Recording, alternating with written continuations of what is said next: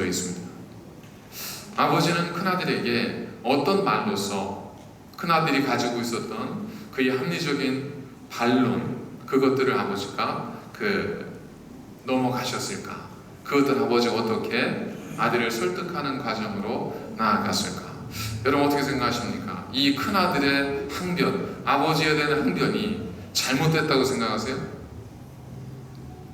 아버지에 대한 이유청이, 아버지, 제가 아버지를 몇 해 동안 섬겼고 저는 아버지를 명을 거역한 적이 없고, 그리고 나는 아버지 곁에서 순종하며 살았고, 아버지는 저를 위해서 저 자신을 뭔가를 쓰라고 주신 적은 없었습니다. 맞잖아요. 아마 그 부분에 대해서 그건 타당하지 않아 라고 말할 수는 없을 겁니다. 그렇다면 아버지께서 말씀하고자 했던 것은 무엇이고, 주님께서 이 아버지 입술을 통해서 우리에게 말씀하시고자 하는 것은 무엇일까? 첫 번째, 아버지는 어디에 아들의 관심을 갖게 하냐면, 맏아들이 자기의 동생인 둘째 아들에 대해서 어떻게 맏아들이 인식하고 있었는지를 아버지가 간접적으로 부드럽게 지적합니다. 이 큰아들이 돌아온 둘째 아들에 대해서 아버지에게 뭐라고 이야기를 하냐면, 30절에 보니까 아버지의 살림을 창녀들과 함께 삼팔거린 이 아들이 돌아오매, 이렇게 이야기를 하죠. 여기서 이 아들은 누구예요? 당연히 큰아들의 동생입니다. 아버지의 둘째 아들이에요. 그런데 불구하고 이 형은 그 동생에 대해서 동생이라고 이야기하지 않고 이 아들이라고 이야기를 해요. 이 아들이라고 하는 단어의 원어를 보면 어떤 의미냐면, 영어 성경에서는 원어의 의미를 가급적 그대로 직역하듯 번역을 했는데, 영어 성경을 보시면 This son of yours, 당신의 아들이에요. 형은 지금 동생 이야기를 하면서 당신의 아들이 이렇게 이야기하고 있습니다. 거기에 대해서 아버지는 그 말을 받아서 이 형에게 뭐라고 이야기를 하냐면, 32절에 보니까 이 내 동생은 죽었다가 살아났으며, 맏아들은 자기의 동생에 대해서 이 아들, 당신의 아들이라고 표현했지만, 아버지는 그 맏아들에게 뭐라고 정정해 주냐면, 이 내 동생, this brother of yours, 너의 동생이라는 거예요. 너의 동생. 여러분, 이 형이 가지고 있는, 맏아들이 가지고 있는 이 자기가 합리적이라고 생각했던 부분의 한계는 바로 여기에 있습니다. 이 맏아들은 이미 동생을 자기와 연관시키지 않습니다. 비록 그의 분노가 동생이 지금까지 저질렀던 행동에 대한 형으로서의, 그리고 한 형제로서의 분노에 기인했다 할지라도 더 이상 이 맏아들은 둘째를 자신과 연결시키지 않고 철저하게 분리시켜버리고, 너야 너, 당신의 아들이지 내 동생이 아니에요. 자, 거기에서 우리가 아무리 합리적인 결론, 합리적인 선택을 만들어내려고 할지라도 거기에는 어쩔 수밖에 없는 한계가 있는 거죠. 동물의 세계를 보십시오. 동물의 세계에서 같은 종족이 있어요. 예를 들어 사자의 무리가 있어요.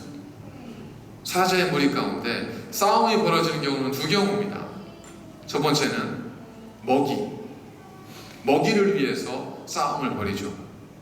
그래서 사자가 갑자기 뛰기 시작하고 호유 소리가 나고 그러면 아마도 먹이를 사냥하는 거죠. 두 번째 싸움이 난다면 그 경우는 뭐냐면, 다른 사자가 자신의 영역을 침범했을 경우, 같은 동족이라도 다른 사자가, 다른 무리의 사자가 이 사자의 영역을 침범하게 되면 사자들은 싸우게 되죠. 왜요? 내 무리, 내 가족을 보호해야 되기 때문에 그렇습니다. 그래서 동물의 세계, 약육강식의 세계, 생존이 제1의 법칙인 이 동물의 세계에서 중요한 건 뭐냐면, 나와 너를 철저하게 구분하는 것. 나와 너를 철저하게 구분해서 내 것은 지켜요. 그러나 너희의 것은 관심이 없습니다. 사자가, 옆집 사자가 배고프다는 얘기 듣고 가슴 아팠다는 얘기 들어본 적 있으세요? 그러지 않습니다. 동물원에 있는 원숭이가 옆집 원숭이가 배고파한다는 얘기 듣고 뭔가를 주려고 애쓴다는 얘기 들어보셨어요? 그러지 않습니다. 약육강식의 세계에서는 내 새끼는 먹이고 내 무리에게는 먹이를 주지만 다른 무리, 나와 관계없는 너에 대해서는 철저하게 무관심입니다. 이게 약육강식, 생존의 법칙이 지배하는 동물의 세계에서의 합리성입니다. 거기서는 그래야만 돼요. 그러지 않으면 살아날 수가 없는 거죠. 그게 합리적인 판단이에요.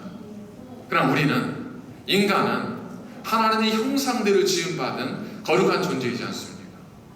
그렇기 때문에 우리의 삶에서는 동물의 세계에서나 가능한 그런 나와 너를 구분함 속에서, 그 속에서의 합리적인 결정과 합리적 선택을 우리가 합리적이라고 받아들이기에는 부족하다.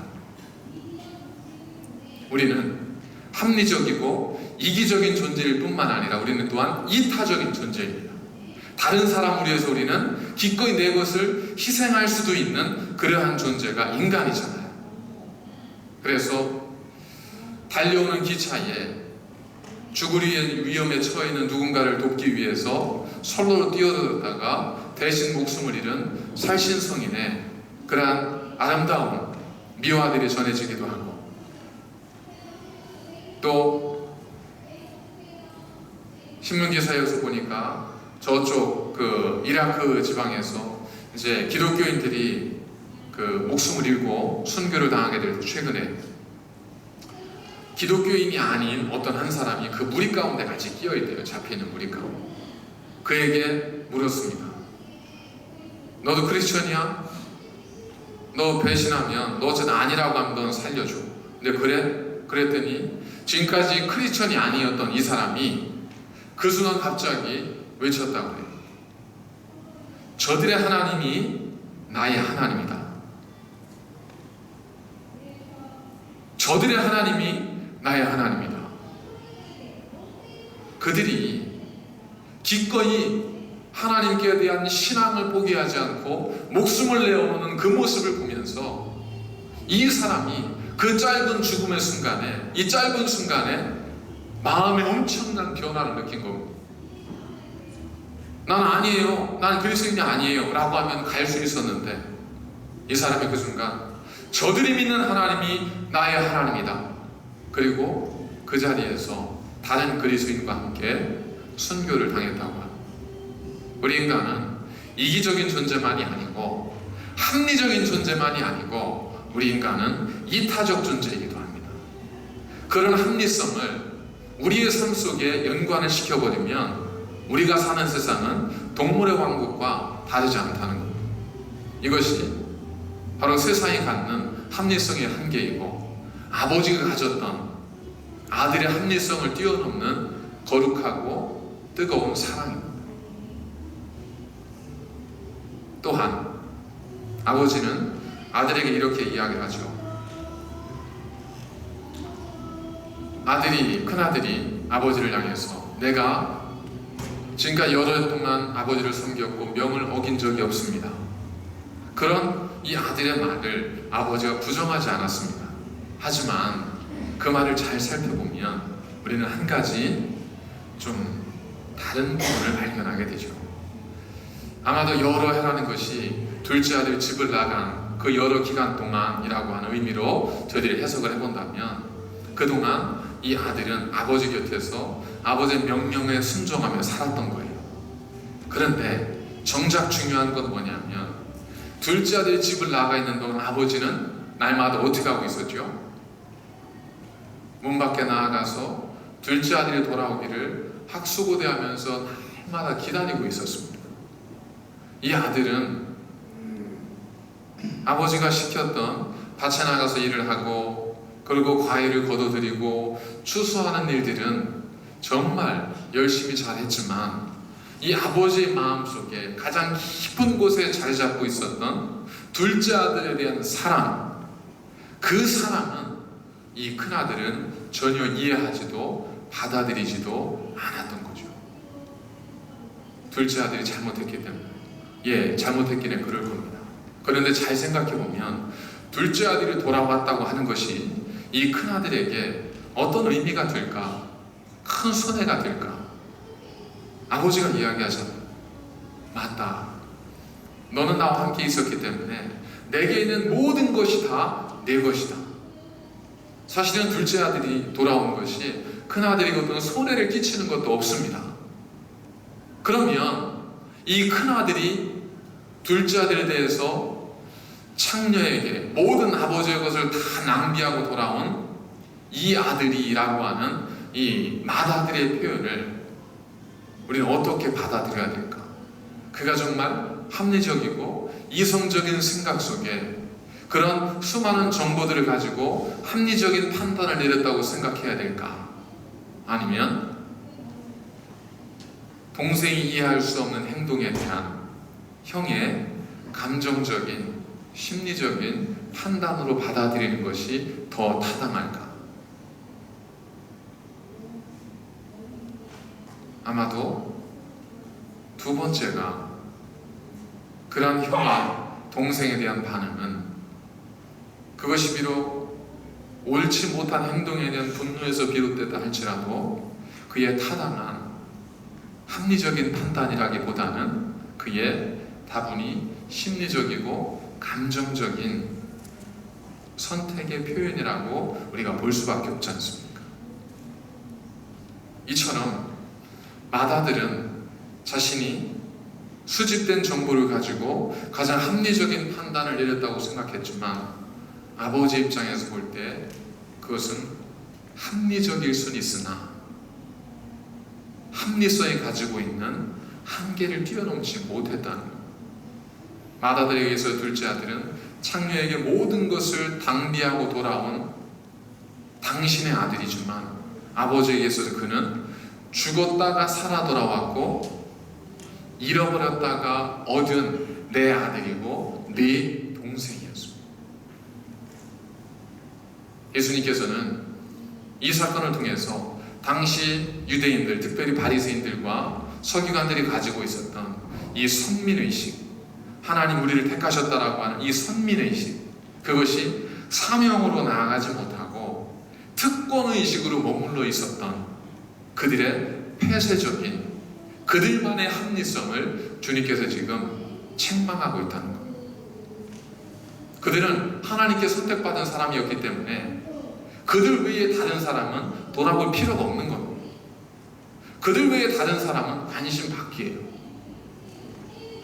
그 안에서 자신들은 나름대로 열심히 살았고 율법을 지켰고 아버지 말씀에 순종한 거예요. 틀리지 않습니다.